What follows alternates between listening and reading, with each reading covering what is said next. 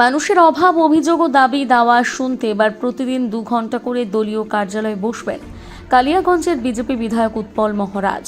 প্রতিদিন সকাল 8টা থেকে 10টা পর্যন্ত সাধারণ মানুষের সঙ্গে সরাসরি দেখা করবেন তিনি।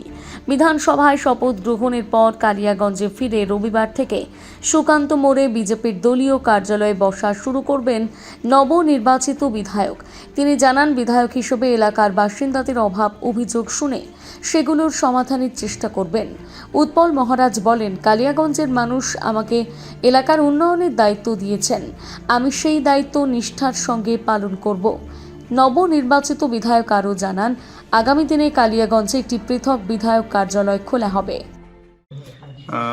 আমাদের আমার এমএলএর একটা অফিস হবে, তার ব্যবস্থা চলছে। যতক্ষণ না পার্মানেন্ট এমএলএ অফিস হচ্ছে, আমি পার্টি অফিসে বসবো, যাতে করে সাধারণ মানুষের বিভিন্ন সমস্যা এবং তার সমাধান যাতে করতে পারি এবং বিভিন্ন মানুষের সাথে যাতে দেখা সাক্ষাৎ করতে পারি, তার জন্য ব্যবস্থা।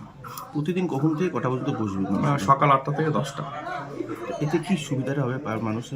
বহু মানুষ আসছেন তাদের সমস্যা নিয়ে, তাদের সমস্যাকে সমাধান করার যে ব্যবস্থা আমাকে করতেই হবে কিনা। মানুষ আমাকে ভোট দিয়েছে, তো মানুষের সমস্যা যদি আমাকে বলতে না পারে তো মানুষ কোথায় যাবে? এই ধরনের তো চিন্তা ভাবনা বিগত কোনো এমএলএ কালিয়াগঞ্জে করেনি।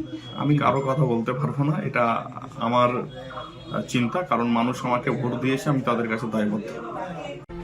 কালিয়াগঞ্জ থেকে বিশেষ প্রতিবেদন, নিউজ টুডে।